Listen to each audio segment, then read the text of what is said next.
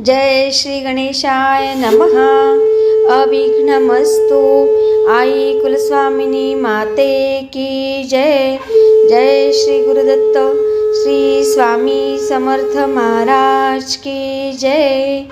निशंक होई रे मना, निर्भय होई रे मना, प्रचंड स्वामी बळ पाठीशी, नित्य आहे रे मना, नित्य आहे रे मना। श्री स्वामी समर्थ महाराज। आजपासून श्रीपाद श्री वल्लभ चरित्रामृत याचे आपण पारायण सुरू करत आहोत। त्याचे मूळ ग्रंथरचयिता आहेत श्री शंकर भट।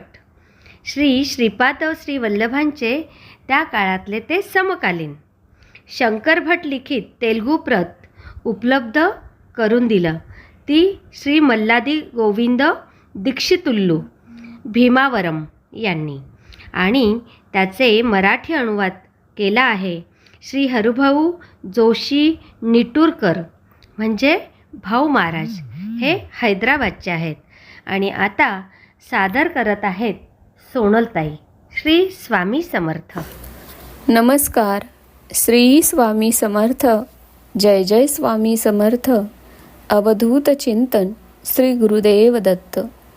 आपण ऐकत आहोत श्रीपाद श्री वल्लभ चरित्रामृत, अध्याय 19।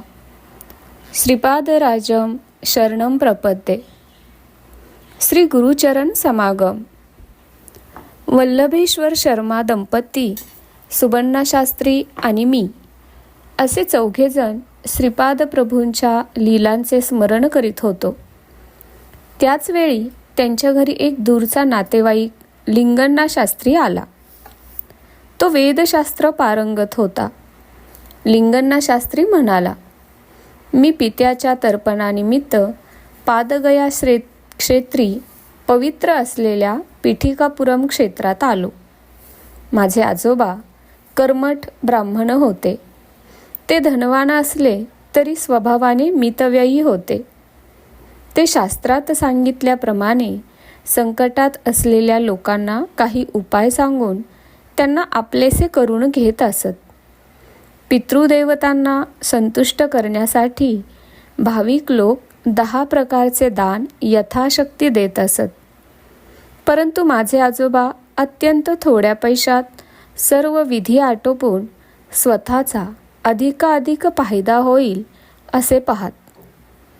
त्यांचा हा व्यवहार ब्राह्मण धर्माला साजेसा नव्हता। काही कालावधीनंतर वार्धक्याने त्यांचा मृत्यू झाला। माझे वडीलसुद्धा माझ्या आजोबांसारखेच होते। कालांतराने त्यांचा सुद्धा मृत्यू झाला। मी मात्र शास्त्रानुसार आणि माझ्या सामर्थ्यानुसार पितृदेवतांचे श्राद्ध तर्पण आदी कर्म करीत होतो। आमच्या घरी अकारण होणाऱ्या ग्रहकलहामुळे माझी मनशांती नेहमी भंग पावत असे। परमशांत स्वभावाचे माझे आप्तमित्र आमच्या घरात पाऊल टाकताच रौद्र स्वरूप धारण करीत। याच वेळी माझी पत्नी रुसून माहेरी गेली। माझा मुलगा, मुलगी, जावई या सर्वांनी माझा पदोपदी अपमान करून माझे जीवन नकोसे केले होते। माझे जीवन नरकमय झाले होते। जीवनात धन असेल तर जीवन जगण्यात आनंद वाटतो, परंतु माझ्याकडे तर धन नव्हतेच, शिवाय गृहकलह। या सर्वांना कंटाळून मी आत्महत्या करण्याचा विचार केला। परंतु मरणानंतर पिशाच योनी प्राप्त होण्याची मला भीती वाटत होती। माझ्या मृत्यूनंतर माझी शास्त्रोक्त पद्धतीने अंत्यक्रिया होणार नाही हे निश्चित होते। एके दिवशी मी गोशाळेतील सर्व साफसफाईचे काम आटोपून जेवणासाठी येऊन बसलो। त्या दिवशी सुनेने विटलेले अन्न वाढून दिले। त्याला वास येत होता। त्यात थोडे किडेसुद्धा दिसले। गोशाळेतील कामाने मी अत्यंत थकून गेलो होतो आणि भुकेने डोळ्यात आसवे येत होती. माझी स्थिती फारच दयनीय झाली होती. माझे आप्त, सखे, पुत्र, कांता, कन्या हे खरेच माझे आहेत का, की हा सारा मायाजाळ आहे? माझ्या मनात गोंधळ उडाला होता आणि माझी विचारशक्ती कुंठित झाली होती. इतक्यात एका अवधूताने मला दर्शन दिले. करुणेचा महाप्रवाह त्याच्या नेत्रांतून ओसंडून वाहत होता. त्या करुणामूर्तीस पाहून मी लहान बालकासारखा त्याच्याकडे धावत गेलो. ही व्यक्ती माझ्या चिरपरिचयाची असल्यासारखे मला वाटले. मी त्या अवधूतांच्या दिव्य चरणांवर डोके ठेवून नतमस्तक झालो. ते दिव्य चरण मी हृदयात स्थापित केले. अवधूतांनी थाळीतील अन्नास स्पर्श करून ते शुद्ध केले, परंतु ते विटके अन्न अदृश्य होऊन त्या ठिकाणी हलवा नावाचा गोड पदार्थ आला. त्या थाळीतील थोडा हलवा अवधूतांनी खाल्ला आणि उरलेला मला प्रसाद म्हणून दिला. मी तो अत्यंत आनंदाने खाऊन तृप्तीची ढेकर दिली. त्या प्रसादाच्या सेवनाने माझ्यात नवीन शक्तीचा संचार झाल्यासारखे मला वाटले. मग अवधूतांनी मला एक पहार दिली व ईशान्य दिशेस खोदण्यास सांगितले. बराच मोठा खड्डा झाला. त्यात 2 कुत्र्यांचे अस्थिपंजर देह दिसले. अवधूतांनी त्या खड्ड्यात तांदळाची पेज टाकण्यास सांगितली. त्यांच्या आदेशानुसार मी त्यात पेज टाकून तो खड्डा बुजवून टाकला. त्यावर ते अवधूत म्हणाले, तुझी पिशाच बाधेपासून मुक्तता झाली आणि तुझ्या घराची आता स्थलशुद्धी झाली. आता तुला सर्व गोष्टी अनुकूल होतील. पादगयेप्रमाणे महिमा असलेल्या पिठिकापुरमहून तुला बोलावणे आले आहे. तू तात्काळ प्रवासाची तयारी कर. बाकी व्यवस्था मी पाहीन. आपण पिठिकापुरम येथे भेटू. अवधूतांच्या या आदेशानुसार मी पिठिकापुरमला जाण्यास निघालो. घरी कोणाला सांगितले नाही. अगदी अंगावरील एका कपड्यानिशी निघालो. थोडे अंतर जाताच सायंकाळ झाली. एका आमराईत मी प्रवेश केला. तेथील यजमान नरसिंहप्पा यांनी माझे यथोचित स्वागत केले. मला खाण्यासाठी आंबे आणि इतर गोड फळे दिली. ती खाल्ल्याने माझी भूक शांत झाली. त्या आमराईच्या यजमानांच्या विनंतीनुसार मी रात्री तेथेच मुक्काम केला. सकाळी स्नान संध्यादी आटोपून पुढे जाण्यास निघालो. तेव्हा नरसिंहप्पाने मला आंबे एका वस्त्रात बांधून दिले. अवधूतांनी सांगितल्याप्रमाणे माझी खाण्याची व राहण्याची उत्तम सोय झाली होती. त्या अवधूतांच्या लीलेचे मोठे आश्चर्य वाटत होते. त्यानंतर तो नरसिंहप्पा मला म्हणाला, कालपासून माझ्या स्वप्नात एक अवधूत येत आहेत. तो अवधूत मला म्हणाला, तुझ्याकडे उद्या एक सद्ब्राह्मण येईल. त्याचे उत्तम प्रकारे स्वागत करून जाताना त्याला वस्त्रदान आणि दक्षिणासुद्धा दे. मार्गात खाण्यासाठी त्याला तुझ्या शेतातील आंबे दे. मला पडलेले स्वप्न आज खरे झाले. तुमची सेवा करण्याची संधी मला भाग्याने मिळाली व तुमचे दर्शन झाले. मी धन्य झालो. या घडलेल्या घटनेवरून मला असे नक्की वाटते की ते अवधूत साधीसुधी व्यक्ती नसून तो कोणीतरी दिव्य महापुरुष असावा. मी पुढच्या प्रवासास निघालो. नवीन वस्त्र धारण करून वेदस्मरण करीत चालत असताना मला माझ्या देहात विद्युत प्रवाह जोरात होत असल्याचा अनुभव आला. त्या विद्युत प्रवाहाने मला एक अनामिक सुखाची अनुभूती होत होती. माझ्यासोबत एक वेद पारंगत महापंडित चालत असल्याचा मला भास झाला. तो वेदातील सावित्री मंत्राचा उच्चार करीत होता. मी सुद्धा त्यांच्याबरोबर वेद म्हणत होतो. एवढ्यात तो म्हणाला, सावित्री वर्णन मुख्य मंत्र आहे. त्रेतायुगापासून भारद्वाज ऋषींनी सावित्री काटक चयन केले. ते सुद्धा पिठिकापुरम येथेच घडले. कधीतरी केलेले विधान आज सत्य होऊन पिठिकापुरम येथे श्री दत्तात्रय प्रभू श्रीपाद श्री वल्लभांच्या रूपात अवतरित झाले आहेत.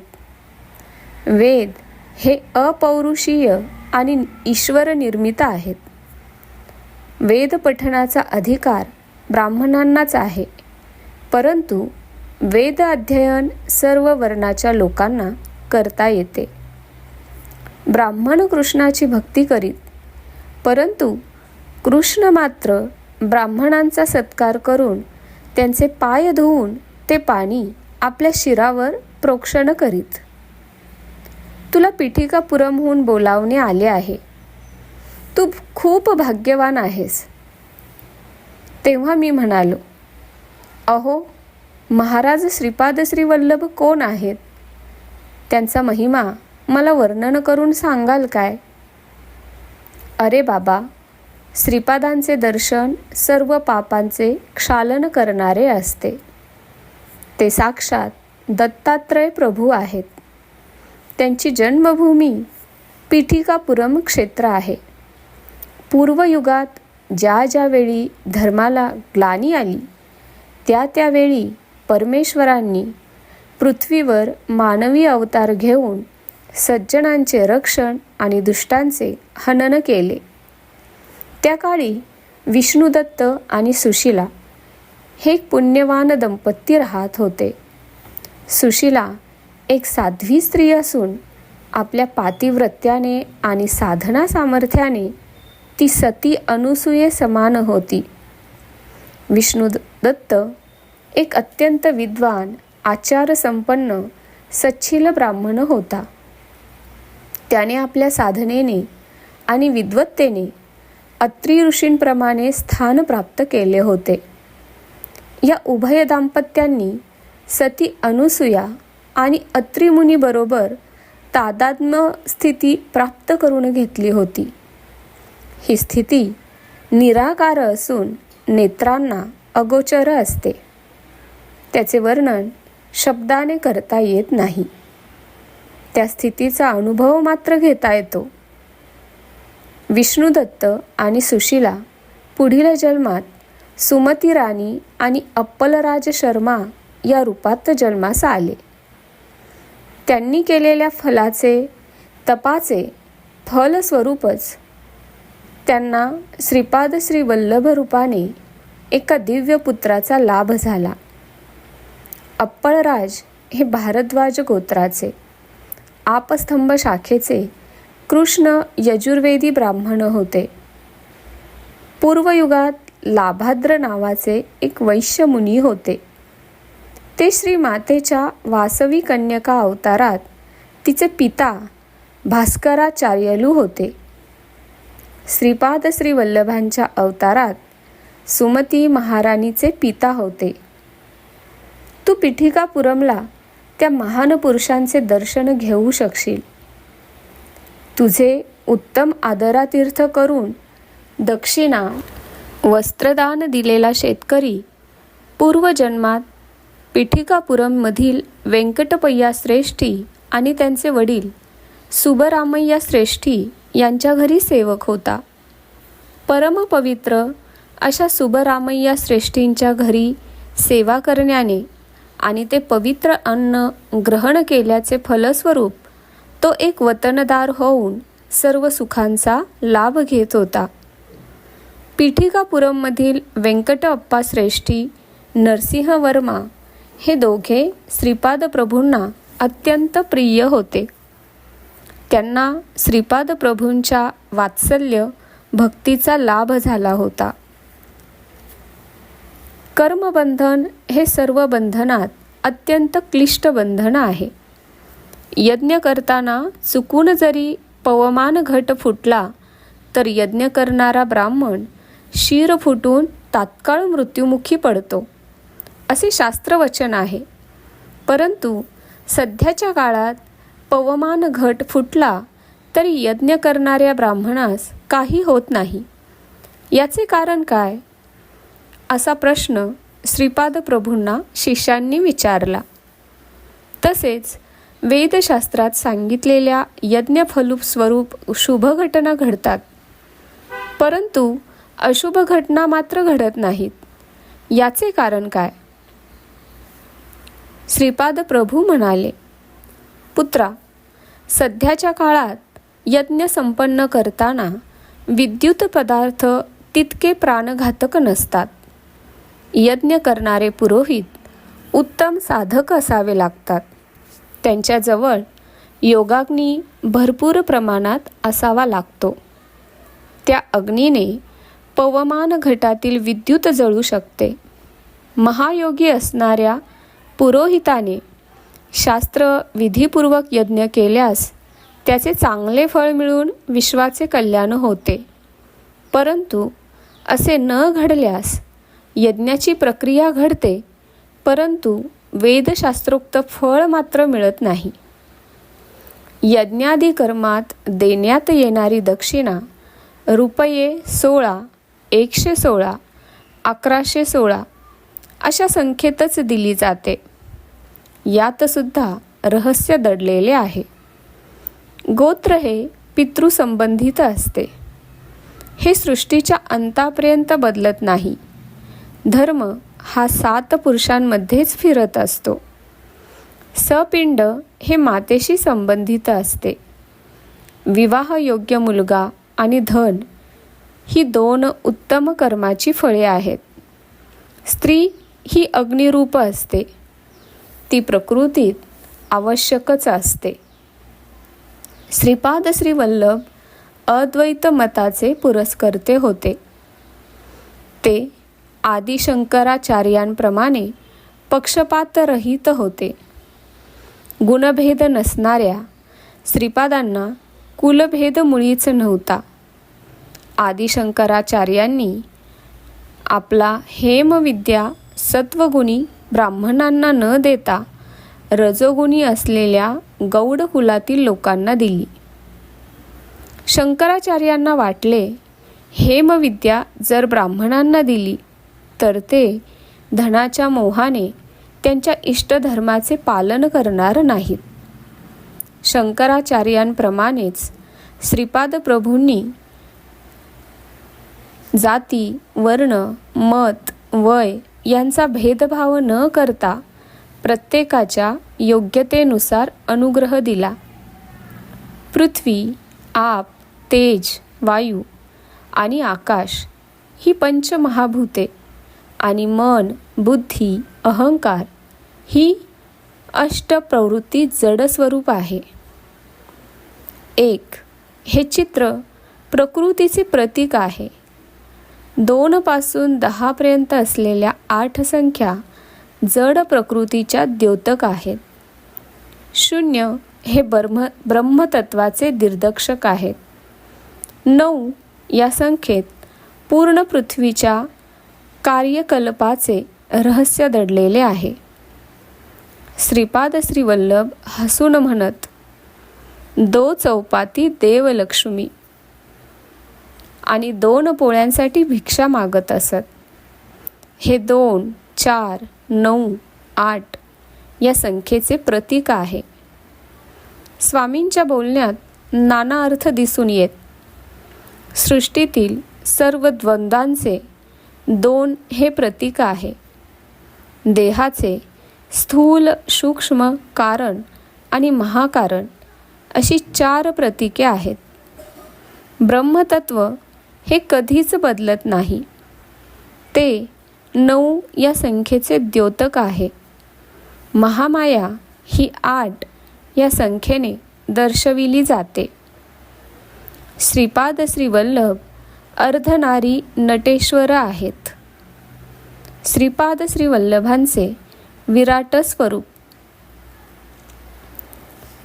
मी बृहतशिला नगरातील पेनुगौंडा गावाचा रहिवासी आहे. माझे नाव गणपती शास्त्री असून वेद अध्ययन करण्यासाठी वायसपूर गावात आलो. गुरूंची सेवा करीत मी वेद अध्ययन करीत असे. माझ्या गुरुदेवांच्या घराजवळच त्यांची शेती होती. गाई वासरे होती. मी गाई वासरांना चरण्यासाठी रानात घेऊन जात असे.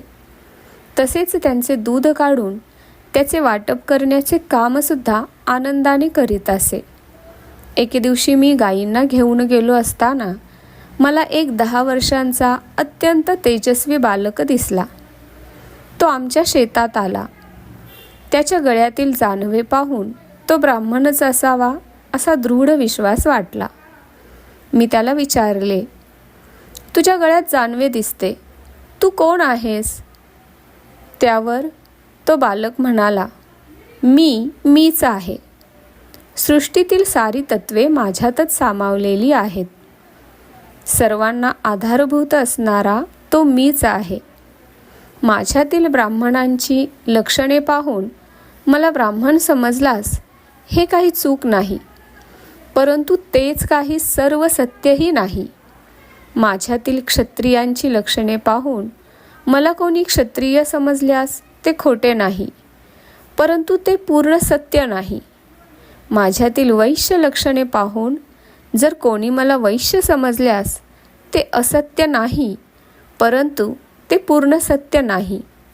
माझ्यातील शूद्राची लक्षणे पाहून कोणी मला शूद्र समजल्यास ते खोटे नाही, परंतु ते पूर्ण सत्य नाही. तू मला चांडाळ समजलास तरी ते अयोग्य नाही, परंतु ते संपूर्ण सत्य नाही. मी सर्व सीमांच्या पलीकडे आहे, अतीत आहे. सत्य किंवा असत्य असणाऱ्या प्रत्येक विषयापासून मी अतीत आहे, परंतु त्यांचा आधारभूत सुद्धा आहे. मी परमसत्य आहे, ते अवधूतांना ज्ञात आहे.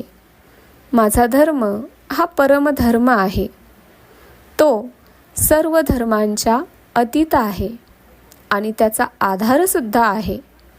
हेच माझे परमप्रिय तत्व आहे.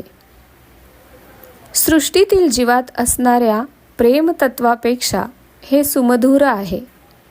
एवढेच नव्हे तर ते सर्वांचा आधार आहे. तू आणि मी पुरुष असलो तरी स्त्रियांप्रमाणे वर्तन करतो. स्त्री असली तरी ती पुरुषांप्रमाणे वर्तन करते. अर्धनारी नटेश्वर या 2 रूपांनी एकत्र असलेला मी मन वाचेस अगोचर असून दिव्यानंद तत्वही मीच आहे. इतक्या विलक्षण अशा रूपाने युक्त असलेल्या मला तू कसा ओळखशील? त्या गुराख्याने असे सांगताच माझ्या अंगात कापरे भरले. माझ्या मनस्थितीची कल्पना येऊन तो दिव्य गुराखी म्हणाला, आत्ताच मी शनिदेवाशी बोललो. मी या गणपती शास्त्रीस चित्रविचित्र बंधनांनी बांधून त्यास त्रास दिला. त्यावेळी तो मला बंधनातून मुक्त करण्यासाठी विनवू लागला. त्यावर मी म्हणालो, मी याचे कर्मफळ गायीच्या दुधाच्या रूपात ग्रहण केले. तू अशा बंधनात पडू नकोस. हे ऐकून माझ्या अंगात कापरे भरले. माझ्या पत्रिकेत या काळात माझी दयनीय स्थिती दाखवली होती. मी काही बोलण्याच्या स्थितीत नसताना तो गुराखी एका गायीजवळ जाऊन म्हणाला, हे गायत्री, मला भूक लागली आहे, दूध देशील का? त्या गोमातेने होकारार्थी मान हलवली आणि तिच्या स्तनातून उष्ण दुधाच्या धारा वाहू लागल्या. त्या गुराख्याने पोटभर दूध पिले. आश्चर्याची गोष्ट अशी की ती गाय वांझ होती, तरीही तिने त्या गुराख्यास दूध दिले. तो गुराखी तृप्त होऊन एका आंब्याच्या झाडाखाली बसला. मी त्याच्याकडे पुन्हा एकदा पाहिले. त्या गुराख्याबरोबर एक 10 वर्षाची शेतकऱ्याची कन्या होती. दिसायला दोघे अत्यंत सुंदर होते. त्यांचे विनोदी भाषण सारखे ऐकावेसे वाटे. त्यांचे बोलताना होणारे हावभाव नयनरम्य होते. तेवढ्यात व्यंकटप्पय्या श्रेष्ठी त्यांच्या घोडागाडीतून उतरले. त्यांच्याबरोबर एक 10 वर्षाचा तेजस्वी बालक होता. तो श्रीपाद श्री वल्लभ असल्याचे मला नंतर समजले. माझ्या गुरुदेवांना मी ही भूमी व्यंकटप्पा श्रेष्ठींच्या वडिलांच्या स्मृतिप्रित्यर्थ दिली होती. या भूमीस लागूनच त्यांचे एक विस्तीर्ण शेत होते. या शेताची पाहणी करण्यासाठी श्रेष्ठी पिठिकापुरमहून वायसपूर या ग्रामात येत असत. श्रेष्ठींना त्या गुराख्याबरोबर असलेल्या शेतकऱ्यांच्या कन्येस पाहून आश्चर्य वाटले. त्या गुराख्याने आणि त्याच्याबरोबर असलेल्या कन्येने श्रीपादांना नमस्कार केला. त्यावेळी श्रीपाद म्हणाले, आजोबा, तुम्हास एवढे आश्चर्य का वाटले? आजोबा म्हणाले, त्या दोघांकडे बघ, किती नयन मनोहारी दृश्य आहे. बघणारा आणि जे बघायचे ते दृश्य दोन्ही एकच आहे. यातील वेदांत विषय मला कळत नाही. तेव्हा श्रीपाद म्हणाले, यात वेदांत काय आहे? श्रीहरीसुद्धा अपरिमित निर्गुण निराकार असून आपल्या मायागतीस पाहून आश्चर्यचकित होतात. ही सृष्टी नवरसाने भरलेली आहे. आश्चर्यपूर्ण दृश्यांची कल्पना करणे हा सुद्धा सृष्टीचाच एक नियम आहे. ज्या ठिकाणी द्वैत दिसते तेथे वास्तविकता अद्वैत असते. तर द्वैत खरे की अद्वैत खरे ते विचार करून सांगावयास हवे. त्या गुराख्याला आणि शेतकऱ्याच्या मुलीला हा सर्व श्रीपाद श्री प्रभूंची माया तर नसेल ना, असा प्रश्न पडला. श्रेष्ठींच्या हनुवटीला हलकासा स्पर्श करून श्रीपाद म्हणाले, आजोबा, तुम्हाला शंका कशाची येते आहे? जोपर्यंत तुमच्या घरातील लोक मला विसरणार नाहीत, तोपर्यंत माझा सर्व शक्तीसहित अदृश्य रूपाने तुमच्या घरी वास राहील. तुमच्या घरी माझ्या पावलांचे आवाज प्रत्येक साधकाला नेहमी ऐकू येतील. अनघादेवी बरोबर असलेले दत्त स्वरूप अर्धनारी नटेश्वर रूपात आहेत, परंतु ते आपणास दिसत नाहीत.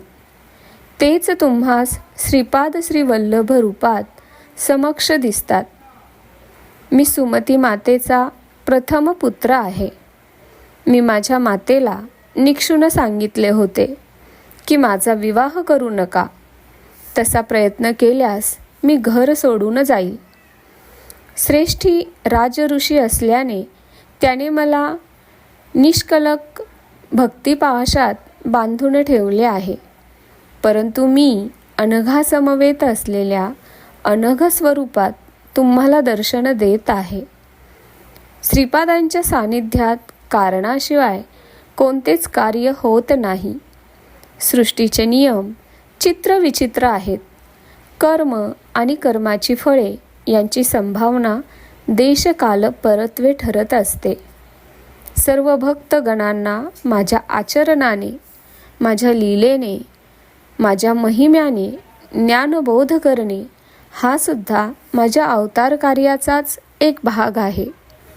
श्रीपाद प्रभू आमच्याबरोबर असे बोलत असताना त्यांची कांती आमच्या समक्षच एका अनामिक तेजाने झळकू लागली. ते नंतर आंब्याच्या झाडाकडे वळाले. ते त्या झाडाकडे पाहत असतानाच त्या शेतकऱ्याच्या मुलीची आणि गुराखी मुलाची कांती दैदिप्यमान होऊन ते श्रीपाद प्रभूंच्या रूपात विलीन झाले. वसंत ऋतू नसतानाही कोकिळा आंब्याच्या झाडावर बसून मधुर स्वराने गाऊ लागली. त्या झाडाला एकच एक फळ लागले होते. ते फळ श्रीपाद प्रभूंनी तोडले व ते कच्चे फळ स्वामींच्या हस्तस्पर्शाने तात्काळ पिकून मधुर रस भरित झाले.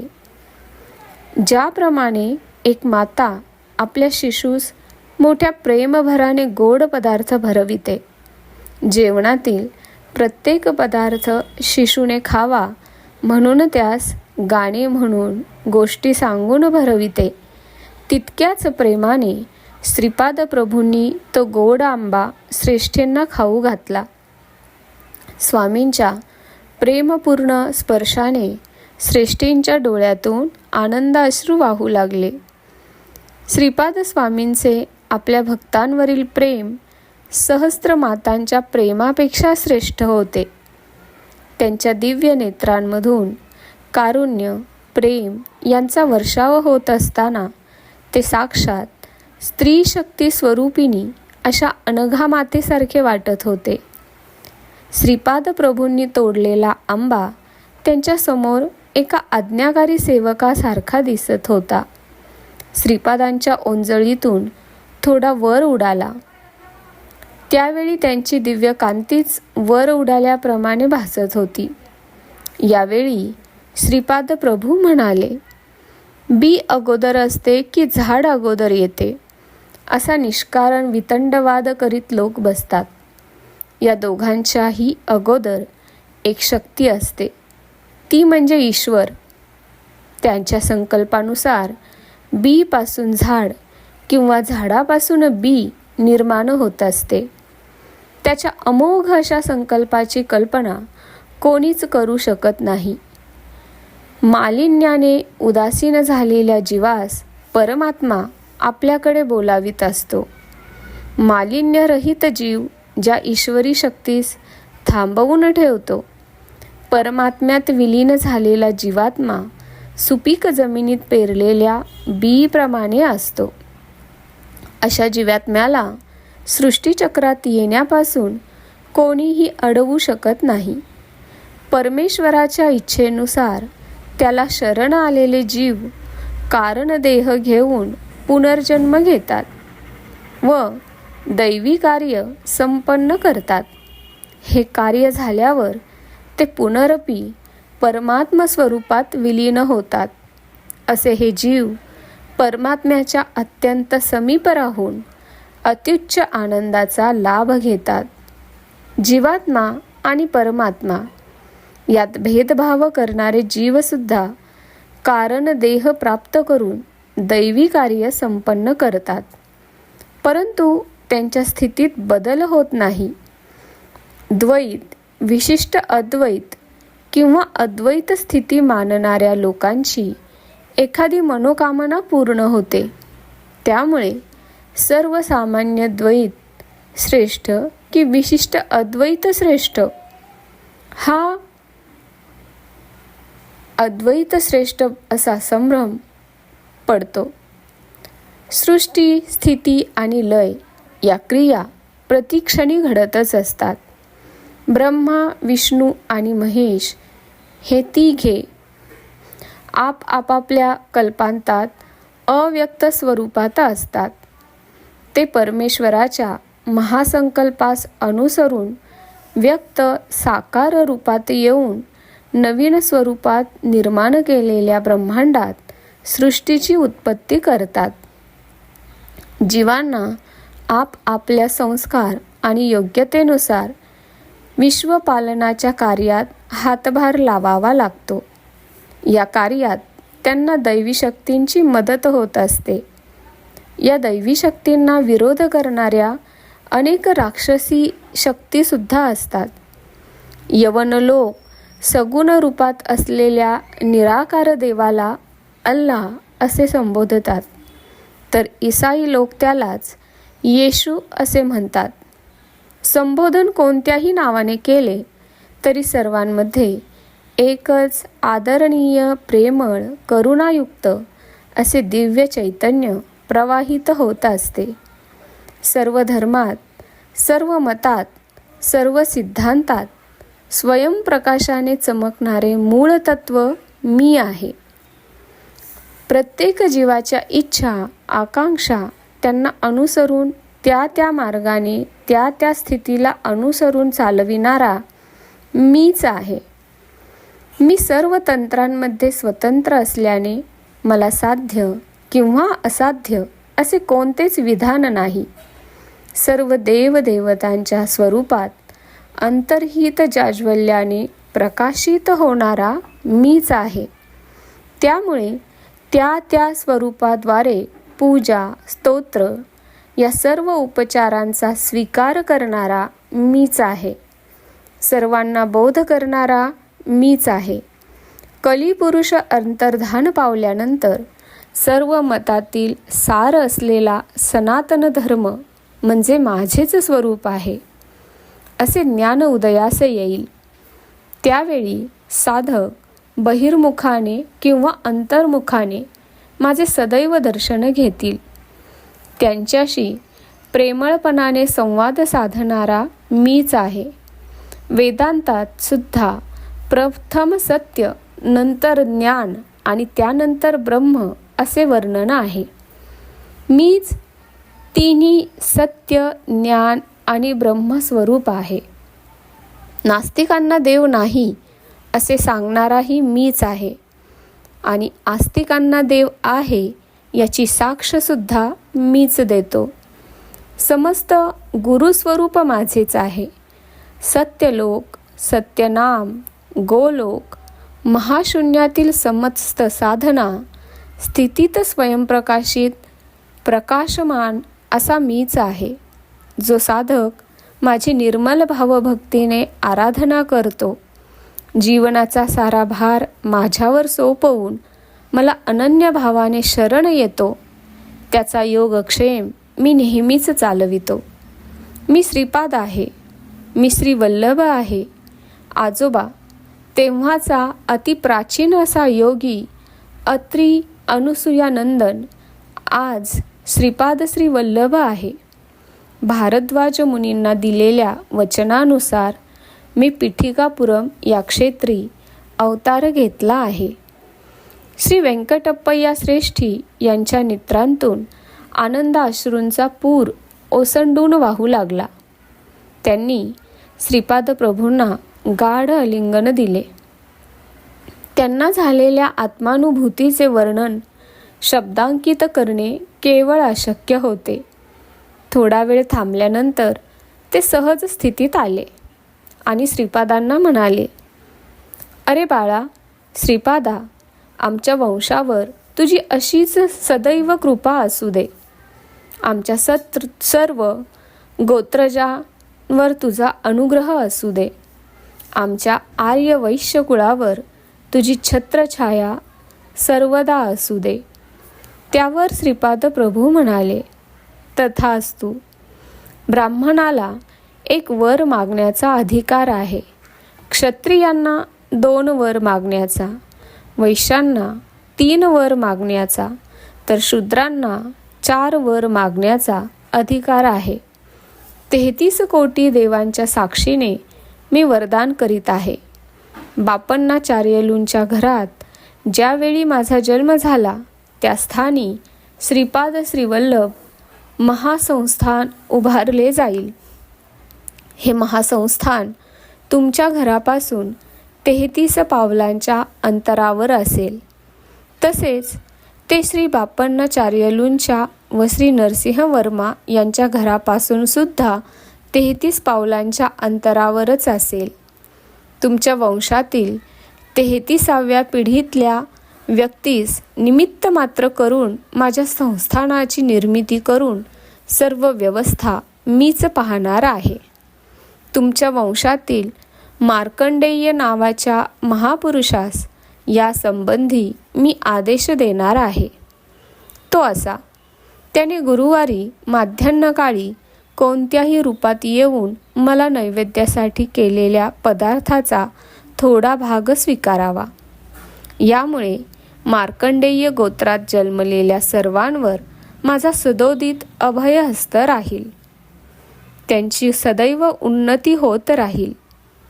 तू इच्छिल्याप्रमाणे आर्यवंशावर सर्वदा माझी कृपादृष्टी राहील. आर्यवंशीयांना राज्याधिकार मिळतील. भविष्यात आर्यवंशी भारताचा राजा होईल आणि विधी लिखितानुसार तो पिठिकापुरमला येईल. त्याला माझा अनुग्रह प्राप्त होईल.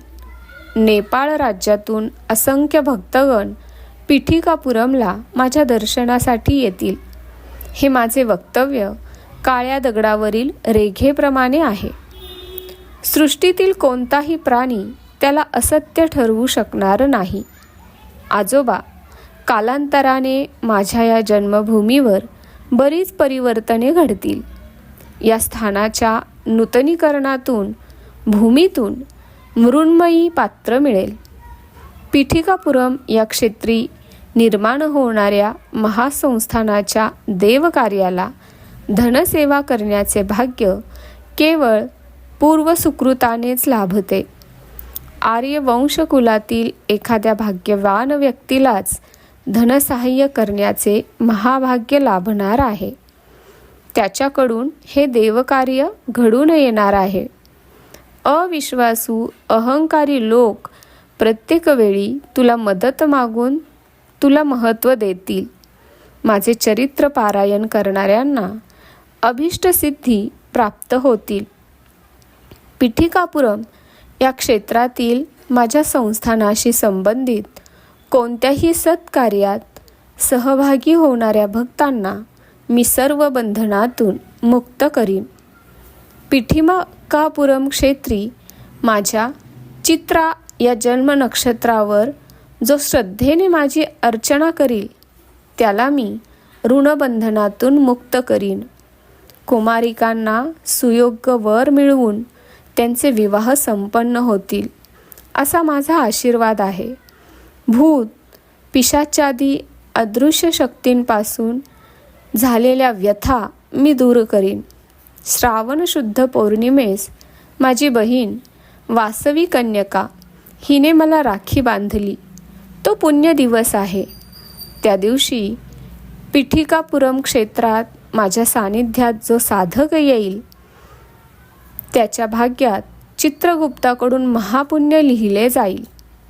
या सर्वांना मी स्वतः प्रमाण आहे. माझ्या लीला स्वयंप्रमाण आहेत. सूर्याने सूर्याची साक्ष कशी द्यावी. श्रीपाद प्रभूंच्या या वक्तव्याने सारेजण अत्यंत भारावून गेले. त्यांच्या लीलांचे वर्णन करणे महाकठीण आहे.